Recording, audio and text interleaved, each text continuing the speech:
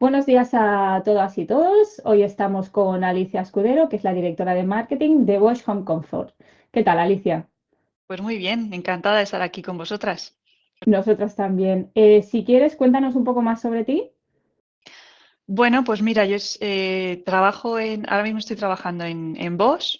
Cuando digo ahora mismo, llevo 25 años, o sea Sí. que empecé, bueno, estudié administración de empresas y me especialicé en marketing y bueno, luego hice un MBA y al principio de mi carrera empecé a trabajar en finanzas porque es de esto bueno, por empezar, pero me di cuenta enseguida, ¿no? Que el marketing era lo mío y desde entonces desde hace 25 años trabajando en Bosch, en diferentes divisiones, pero siempre en marketing. Una larguísima trayectoria. Desde luego que sí. ¿Y qué es lo que más te motiva de trabajar en este sector? Pues mira, al final pensamos que el sector industrial pues es algo que parece que es puramente técnico y racional, ¿no? Pero en realidad el marketing para mí es el arte de conectar con el público, ¿no? Y eso trasciende a cualquier sector, porque realmente no importa tanto qué vendes, sino cómo lo vendes, ¿no? Y al final, bueno, pues lo que se trata es de construir relaciones profundas y auténticas entre lo que nosotros las marcas y nuestros consumidores. Y para mí en este sector industrial realmente es un reto apasionante, ¿no? Porque dotar ese valor, ese compromiso y ese vínculo emocional que también tiene que existir. Al final, todos somos, detrás de las empresas hay personas, ¿no? Y luego también me motiva el poder vivir esa transformación, ¿no? Es un sector históricamente conservador, pero al final el marketing industrial es muy catalizador de innovación, ¿no? Pues no solo en productos, sino en cómo se relacionan las empresas con el mundo, cómo se posicionan como líderes de sostenibilidad, por ejemplo, ¿no? Y luego también, pues, en crear esas narrativas, ¿no? Que no expliquen solo la funcionalidad técnica, sino que se puede ver ese impacto real también en la sociedad o en otras industrias y tal. Al final es un marketing con un propósito intrínseco pues muy potente, ¿no? Mira, justo aprovecho que has comentado el tema emocional. Ujú. Como has dicho, es un sector también que es muy técnico. ¿Cómo hacéis para llegar de forma emocional? Bueno, pues al final las decisiones son humanas, ¿no? Y yo creo que un poco el enfoque para poder llegar a conectar con tu audiencia, pues yo creo que tiene como tres pilares, ¿no? Por un lado está la empatía, y cuando digo empatía, por supuesto es para entender el día a día de tu cliente, ¿no? Entender cuál es su desafío, pues al final tienes que meterte un poco en su mundo, en el mundo a lo que se dedica, ¿no? En este caso, bueno, en nuestro caso vendemos calefacción, aparatos de calefacción, agua caliente, climatización y demás. Entonces, tienes que entender el sector, eso está claro, para poder tener esa empatía y poder simplificar su día a día. Pero luego tienes que contar historias que humanicen, ¿no? Que muestren el impacto real de los productos con un caso de éxito, no solo presentar datos, sino también cómo ayudamos con esa historia a superar un reto, ¿no? Y por supuesto la confianza. Al final, en todos los sectores, pero en este principalmente, lo que se busca es un socio fiable, ¿no? A largo plazo. Y entonces la relación basada en honestidad, en transparencia, en cumplimiento de promesas, eso es fundamental, ¿no? Entonces, realmente mi enfoque es desafiar esa percepción de que no existe conexión emocional, porque en realidad es construir relaciones a través de marcas que tienen un propósito claro, ¿no? Y hay que conectar, fomentar el diálogo, que sea un poco decisiones finales, al final las decisiones están basadas en esa confianza que decíamos y luego también generar ese contenido que eduque, ¿no? Que resuelva el problema del cliente y que nos posicione a nosotros como marca como un referente en conocimiento, ¿no? Preocupados siempre de esa experiencia del cliente, de ese proceso de compra, en el que al final, bueno, lo que pretendes es que, vamos a hablar de las 5 estrellas, ¿no? Que conocemos todos, pues llegar a ser 5 estrellas en todos los puntos de contacto que tienen contigo, dando esa confianza y conectando emocionalmente al final con ellos, ¿no? Fijaros, por ejemplo, en nuestra campaña Like a Boss, que seguro que habéis visto, ¿no? Ese rap de la campaña Like a Boss, una empresa como Boss, que al final vendemos productos tecnológicos, ¿no? Pero esa campaña fresca, moderna, que está basada en el humor, al final conecta con tu público, ¿no? De alguna manera, a pesar de que tú luego cuentes el contenido efectivamente que necesitas que sepan para que vean lo que soluciona en su vida, ¿no? Estos productos. Pero con ese toque de humor consigues llegar, ¿no? De esa manera. Totalmente, totalmente de acuerdo contigo. Y es verdad que esto es un desafío que creo que es bastante grande y no sé si hay más desafíos a la hora de comunicar, aparte de este. Pues sí, yo creo que fundamental, ya lo hemos comentado, ¿no? Esta conexión emocional y al final encontrar el porqué profundo de cada marca, ¿no? Y que eso resuene a verdad y al final adaptarnos al ritmo y al canal de nuestro consumidor. Pero también es importante simplificar mensajes que son complejos, ¿no? Porque al final las audiencias de B2B pues, son muy específicas, son muy técnicas, por supuesto sin perder rigor, pero sí tiene que haber un equilibrio delicado entre ese educar, informar y persuadir, que a menudo en este tipo de productos los ciclos son un poquito más largos, ¿no? Entonces también es un desafío simplificar ese mensaje para que se entienda bien. Y por otro lado, bueno, pues hablando un poco en concreto más de nuestro mercado, por ejemplo, de aire acondicionado, hay miles de empresas, está súper atomizado con empresas Sí. asiáticas, europeas, con tal, y es cómo buscas esa diferenciación, ¿no? Cómo comunicas ese valor añadido, porque al final tampoco hay grandes súper diferencias entre los productos y es verdad que eso es un poco, digamos, en todos los sectores, pero en este técnicamente, que si no te puedes diferenciar, tienes que construir una marca sólida y un servicio excepcional, ¿no? Que genere esa confianza que yo creo que es clave para esa conexión, para que al final se busca seguridad, fiabilidad y un socio en quien confiar, ¿no? O sea, ¿crees realmente que es muy importante tener una buena imagen de marca para poder hacer esta distinción? Sin ninguna duda. Al final, la marca cuenta. ¿Por qué? Porque la marca transmite valores. Si tú te dicen el nombre de una marca, pues siempre te viene, ¿no? ¿Con qué se relaciona? Y eso se trabaja. Ese valor de marca no viene dado, ¿no? Pues una empresa tan antigua como vos y tan conocida también a nivel usuario final, ¿no? También se conoce mucho por el tema de electrodomésticos, herramientas y tal. Al final, si piensas en vos, normalmente la gente tiene una imagen de una empresa alemana de calidad, ¿no? De confianza, pero todos esos valores se han construido a lo largo de los años. Y yo creo que eso es como, digamos, un primer paso de generar esa confianza, ¿no? Aparte de que luego, por supuesto, tienes que tener el cuidado de que cuando tengan esa relación contigo, en esa experiencia que tengan contigo, esos valores se permanezcan, ¿no? Muy bien, yo es que estoy muy de acuerdo con todo lo que dices. Ah, qué bien. Es que a Así da veces pasa gusto. que creemos que bueno, hay empresas que quizá piensan que la imagen de marca no es tan importante, pero al final lo que dices tú, ¿no? Que cuando hay tanta competencia, lo que te diferencia es la imagen de marca y todo lo que trabajas al día a día. Claro, Y todo lo que ya, iba por detrás, ¿no? De ese nombre.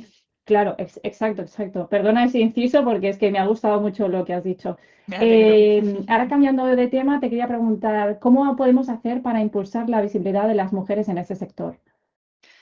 Pues mira, efectivamente es un sector que tradicionalmente ha sido un sector masculino, ¿no? Y yo creo que aquí es bueno incidir en varios frentes. Por un lado, tener referentes femeninos, ¿no? Al final, contar esas historias de éxito, esas trayectorias que pueden ser inspiradoras y impulsar y apoyar asociaciones o agencias como vosotras, ¿no? Que estáis poniendo ese granito, oye, es que el marketing industrial también es divertido. Es que Sí. también podemos hacer un montón de cosas ahí, no tiene por qué ser el típico sector masculino, técnico, aburrido. No, no. Ahí está lo que nosotras podemos aportar, ¿no? Porque al final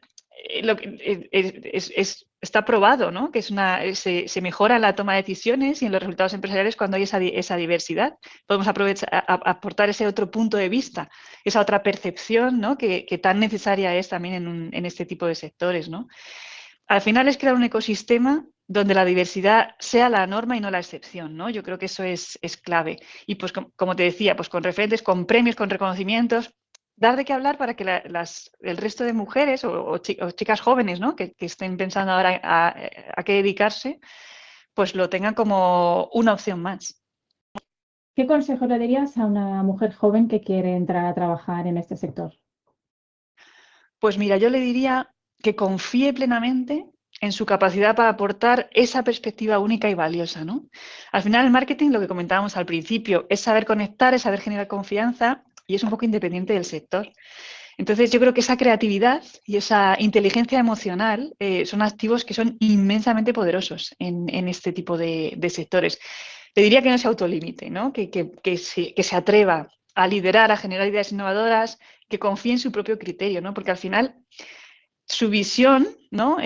Puede ser un factor clave de diferenciación en un entorno que históricamente ha sido dominado por otras perspectivas, ¿no? Y sobre todo que lo comunique con seguridad y confianza, que a veces también nos falta, ¿no? Ese empoderamiento. Sí. Y bueno, que por supuesto todo lo que haga, pues que al final si lo anclas en datos, en estrategia, eso no tiene nada que ver. Sí tiene que ser, ganarás más respeto e influencia, pero sobre todo confianza en sí misma.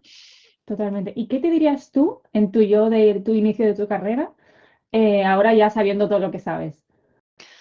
Uy, lo que yo me diría, pues mira, primero me hubiera dicho, no te preocupes tanto de buscar el sitio perfecto donde trabajar, ¿no? El sector perfecto. Si yo me especialicé en marketing, como te digo, y siempre, ¿qué te viene a la mente con marketing? Oye, pues cosmética, moda, o eso, ¿no? Sí.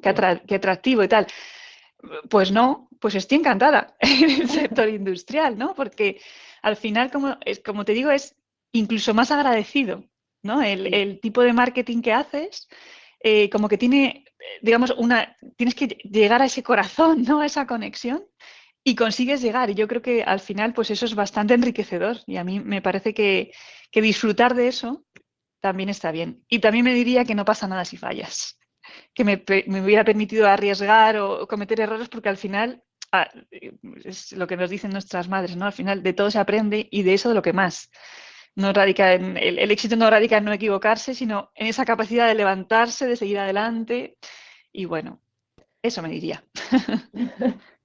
¿Y crees que es un sector que yo ya sé que llevas 25 años, pero que nos ha costado mucho arrancar en cuanto a marketing y creatividad, ¿no? Que creo que a lo mejor es una percepción mía, pero me da la sensación como que ahora estos últimos años sí, pero que ha costado, ¿no? Que es un aspecto que no se ha trabajado tanto. Totalmente de acuerdo. O sea, el marketing además ha evolucionado a lo largo de los años, ¿no? Yo creo que al inicio de mi carrera, pues digamos que no tenía la importancia estratégica que ha ido cogiendo a lo largo de los años por la importancia que tiene dentro de las empresas, ¿no? El marketing no es solo hacer folletos o no y apoyar las campañas que quieran hacer ventas, sino que es un elemento fundamental de la estrategia de una empresa. Y de hecho, son departamentos que no dependen de ventas, sino de dirección general, porque al final forman parte del plan de negocio, ¿no?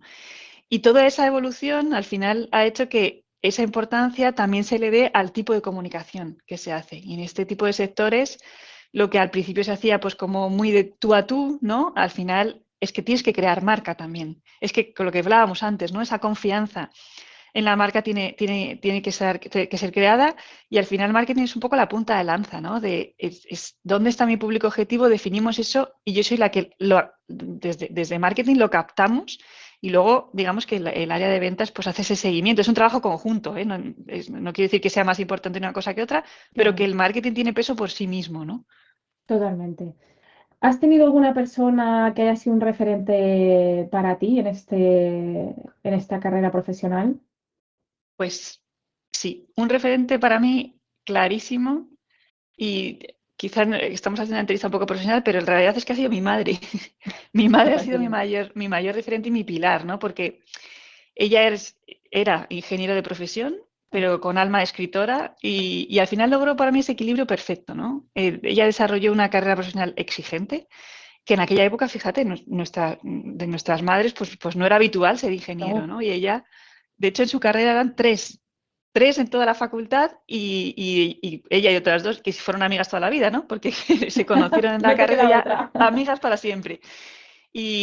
Pues tuvo al inicio es digamos, un trabajo bastante demandante y cuando ya tenía cuatro hijos, sí, sacó una oposición y la sacó a la primera, pero además de dedicarse a esa parte profesional, pues luego era el corazón de la familia, ¿no? Era la cuidadora fiel de todos y al final su ejemplo sí que me enseñó, ¿no? A que tiene que haber ese equilibrio entre la vida profesional y el compromiso familiar, que no es excluyente, y me transmitió mucho la ética del esfuerzo, ¿no? De la resiliencia y pues bueno, yo siempre he estado muy orgullosa de mi madre y me parecía súper bien destacarlo aquí porque creo que pues fue un ejemplo, ¿no? En su época hacer una carrera técnica, ¿no? Ahora que hablamos de este sector industrial. Claro, romper estereotipos, ¿no? Y atreverse a hacer algo que no, que representa que no era para ella. Claro, y además estudió ingeniería cuando en el fondo, como te decía, pues es que a ella le gustaba la literatura, a ella le gustaba escribir y escribía poesía y es que, bueno, pues ya está, tomó esa decisión y además vivía en Almería y se vino sola a Madrid a estudiar sola la ingeniería. Bueno, cambió su vida, pero yo creo que también tenemos que agradecer a esa generación, ¿no? Esos pasos que dieron que al final nos han abierto puertas al resto de generaciones. Y hablando del tema familiar, ¿cómo llevas el equilibrio? trabajo y vida personal? Pues mira, ese equilibrio, por mucho que nos empeñemos fácil, no es. Yo creo que, mira, mujeres de mi generación, yo soy de los 70, vamos a dejarla así, de los 70, pues al final es una generación que es verdad que nuestras madres empezaron a abrir el camino, pero la mayoría de ellas, la mayoría de las amigas de mi madre eran amas de casa, ¿no? Pero sin embargo, en mi generación estábamos, vamos a decir, obligadas a ser superwoman, ¿no? O sea, somos Sí, capaces de ser iguales que los hombres, lo hemos demostrado, pero sin embargo aún llevamos la mochila de, oye, es que te tienes que quedar con todo lo demás también, ¿no? Que todas las responsabilidades de la familia, de la casa, pues en muchas circunstancias podemos decir que cada vez menos, pero todavía hay mucho camino por recorrer ahí, ¿no? Entonces, para mí la clave del éxito fue aprender a priorizar y tomar decisiones pues conscientes, ¿no? Y yo creo que eso cambió cuando fui madre, porque ahí tienes que ser realmente eficiente en el trabajo, ¿no? Y no quiere decir, trabajas intensísimamente, dedicas tu tiempo a tu profesión, pero sabes que luego es que quieres también tener tiempo de calidad con tu familia, ¿no? claro. Entonces, ese aprender a priorizar no es fácil, porque además siempre tienes la sensación de no llegar a nada, ¿no?